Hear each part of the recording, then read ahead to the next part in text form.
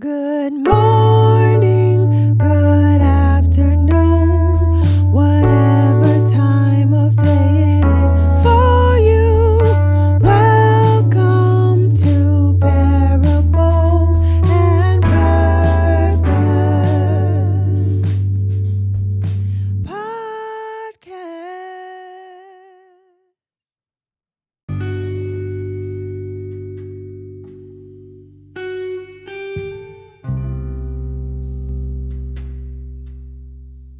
Hello and welcome to Parables and Purpose.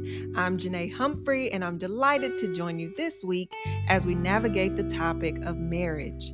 May you be encouraged and challenged to live out your purpose.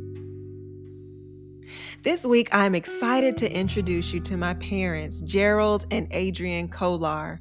They have been my model for marriage and have influenced so many other couples in their marriages, as well as provide premarital classes to engaged couples. Mom and Dad, welcome to Parables and Purpose. Happy to be here. Thank you so much for having us, Janae. We're so excited. Awesome. I'm excited too. So I would love for you all to share your story of meeting and getting married, and also how long you've been married. Well, we've been married for 37 years. Adrienne, you tell how we met well. Can you go ahead and just share our story? Sure. Well, we met in July of 1985. We had just both graduated May of 1985 from college and began our careers at IBM in California. We were attending the what was it called, Gerald? The new hire orientation. That's right, new hire orientation, which was a 3-day class. And on the second day of the class, I feel a tap on my shoulder. That was me. And I look around and it was Gerald handing me a Post-it note asking me to lunch. So I replied, it said, "Would you like to go to lunch?" And I said, "Sure!" exclamation point. And when I tell this story, he likes me to be sure to say exclamation point to let you all know how excited I was to accept his invitation to lunch. So on that day, we started going to lunch. Many days after that, we went to lunch. Then we started hanging out after work and got engaged within 6 months. Within 6 months, he asked me to marry him, and I said yes. Then we dated another 6 months and got married. So from the time we got engaged to the time we got married was 1 year. Wow, what an incredible story, and I'm sure a whirlwind during that time. 1 whole year of dating and getting engaged and then being married. That is so beautiful. So what is marriage? Can y'all help define marriage? Well, we're followers of Christ, and we believe marriage is a covenant between a man and a woman, and it points to Christ and the church. I like the definition provided in a book we've read by John Henderson called Catching Foxes, and it states, "Marriage is a visible, physical, temporal covenant that pictures, embodies, and points to the external covenant between Christ and the church." I think that's a good definition of marriage. Wow, absolutely. So it's a demonstration of Christ in the church between a husband and a wife. That is so fantastic. So I know that there are some theories where people feel like everybody needs to have someone, everybody's supposed to be married. Do you think that marriage is for everyone? Marriage may not be for everyone. It's a weighty decision. One may not be able to fulfill the role of a husband or a wife for various reasons. I recall reading a discussion that was being had between Jesus and his disciples related to marriage, and the disciples responded during that conversation stating that if the relationship of a man with his wife is like this, it is better not to marry. I know that people often ask who they might marry rather than asking the question, should I get married to begin with? So I think that's probably a better question, and marriage may not be for everyone. Wow. Well, I'm sure that takes the pressure off for people, knowing that because society thinks you're supposed to have a person doesn't mean that you necessarily should. Really identifying your purpose in life is what's most important. So, for those who are in a marriage relationship or are looking to be married, what advice do you have for them to be able to thrive in their marriage? First and foremost, I would say to thrive in your marriage, you need to be thriving in your relationship with Jesus. Because marriage is so much about us and our personal growth. A lot of times in marriage, we think that we're going to change the person. We're going to conform that person into our image, what we want them to do, how we want them to act to meet our needs. But that is really a skewed perception of what marriage is. Really, we should be focusing on our relationship with Christ and being more like Him, because that is going to help us to respond in a way that benefits our spouse when we're trying to model Christ in our marriage. So the closer that we look at ourselves and know that we need to be more like Christ, I believe that will help our marriages thrive. Yeah, and I think recognizing, and I tend to say this pretty often, recognizing that we're all jacked up. What I mean by that is we all sin, we all have issues. And I think a way to thrive in marriage is to walk in a posture of forgiveness. When your spouse hurts you in some way and they owe you something and you want to get that payment back, just release that debt, forgive them. And I think forgiveness is vital in a thriving marriage. Wow, wow. Those are some really great nuggets of wisdom there.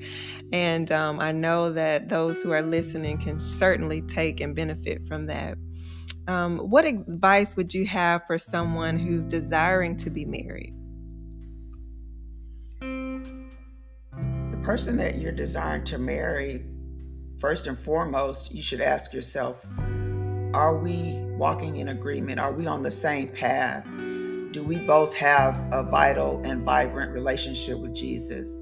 Because prayerfully, you wouldn't want to marry someone that you're not equally yoked with.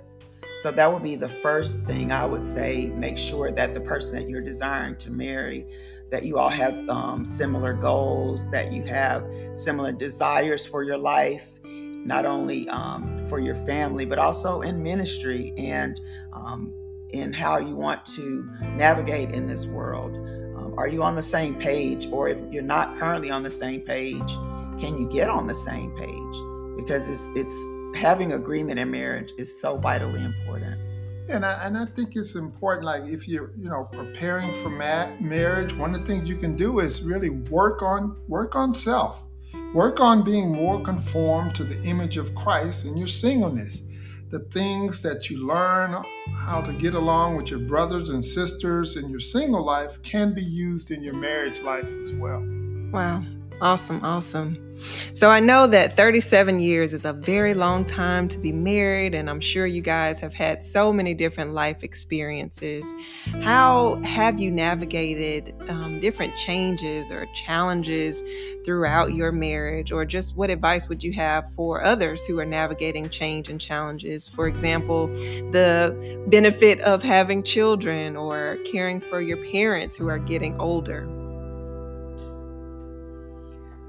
Learning to communicate well is really, really good in terms of what we've been learning for 37 years, really. I think we have recently, I would say, with how long, Gerald? Maybe within the last decade or so, Yeah. really learned how to communicate well. Yeah. Just to express our needs, our desires, our wants in a way that's constructive and not destructive. And so learning to communicate in these different seasons, like once children come, not being afraid to speak up if you need help in a particular thing, or if you desire more of one thing or another thing, and having the safe environment to do so. You have to create that for one another by your responses, because typically if you don't have a good response, the other one may shut down and not communicate as openly and as freely as they should. So learning to communicate well has been one of the biggest benefits, I think, to keeping our marriage thriving as well. Yeah, and I think yes, as challenges arise, which they often do, to remember that we need to trust that God will see us through any circumstance that comes, knowing that He's in control and He's in perfect control. And we can choose those challenges that arise and see them as a means for us to be more conformed to the image of Christ. I like to think of a triangle with the husband and the wife at the base and God, Christ at the top. And the closer you and your spouse get to God, the closer you get to each other. So it's important that you face things together, you go before God, you strive to get closer to Him, and in that, you get closer to each other. Wow, that is so good. Awesome. So what is a lesson that you all have learned through the course of your marriage that you can share? I've learned that we definitely need God's grace in marriage. We can't do it in our own strength.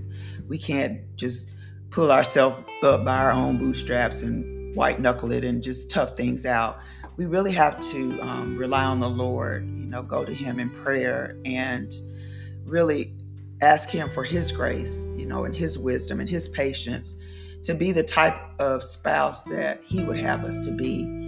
And marriage requires humility. It requires self-sacrifice. It requires really trusting the Lord when things don't make sense, but just knowing that God is with you. And also really coming to the full understanding that marriage really is a picture of Christ and the church. And so we've come to really desire that our marriage would be or would present a beautiful picture of Christ and the church. The longer we've been married, that has become more and more of our desire to represent Christ well. Yeah, and I think it's so important to respond in love. I mean, when you look at 1 Corinthians in chapter 13, where Paul is talking about love, he states that love is patient, love is kind, love does not envy, it's not boastful, it's not arrogant, it's not rude, it's not self-seeking, it's not irritable, and does not keep a record of wrongs. Love finds no joy in unrighteousness, but rejoices in the truth. It bears all things, believes all things, hopes all things, endures all things. Responding in love is a great lesson to learn. Wow. Man, you guys, I just appreciate you both so much for sharing your story and your wisdom. Lord, I thank you for every listener of today's podcast. Please encourage their hearts if they are desiring marriage or are currently facing a challenge in their marriage. Your word says that you are close to the brokenhearted, so please help them trust in you. For those that are in a wonderful season of marriage, I ask that you help them grow closer to each other each and every day as they are pursuing more of you. In Jesus' name I pray. Amen.